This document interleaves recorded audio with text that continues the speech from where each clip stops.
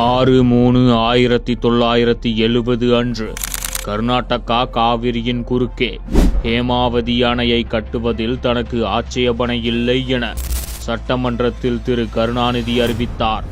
1971 காவிரி நதிநீர் பிரச்சினை குறித்து உச்சநீதிமன்றத்தில் தொடரப்பட்ட வழக்கை இரு அவைகளுக்கும் சொல்லாமலேயே 28/8/1972 அன்று திரும்ப பெற்று கொண்டார் கருணாநிதி. 1924 போடப்பட்ட மைசூர் ஒப்பந்தத்தை 1974 புதுப்பிக்காமல் மூன்றாவது துரோகத்தையும் செய்தவர் திரு கருணாநிதி.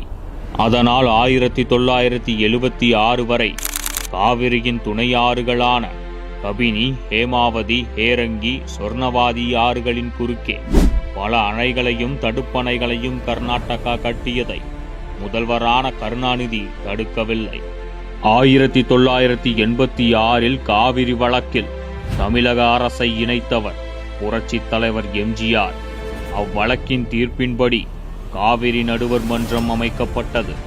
1992 காவிரி நடுவர் மன்ற இடைக்கால தீர்ப்பை செயல்படுத்த 4 நாட்கள் உண்ணாவிரதம் இருந்தவர் அன்றைய முதல்வர் புரட்சித் தலைவி அம்மா அவர்கள். 2007 வெளியிடப்பட்ட காவிரி நடுவர் தீர்ப்பினை திரு கருணாநிதியும் அவரின் கூட்டணியான காங்கிரஸ் அரசும் 6 ஆண்டுகள் வரை அரசிதழில் வெளியிடவே இல்லை. அதற்காக இதுவரை ஒரு முறையாவது ஸ்டாலின் வாய் திறந்து கண்டித்துள்ளாரா? மத்திய அரசுடனும் கர்நாடகா, கேரளா அரசுகளுடனும் கூட்டணி போட்டு பதவி வாங்கி காவிரி, முல்லை பெரியாறு உரிமைகளை அடகு வைக்கும் வரலாறு திமுகவுக்கே உரித்தானது. சமரசமற்ற சட்ட போராட்டங்களினால் காவிரி உரிமையை வென்றெடுத்து மீட்ட கட்சி அதிமுக. அதை பற்றி பேச திமுகவின் MRK பன்னீர்செல்வம் மட்டுமல்ல, வேறு யாருக்கும் இங்கு அருகதை இல்லை.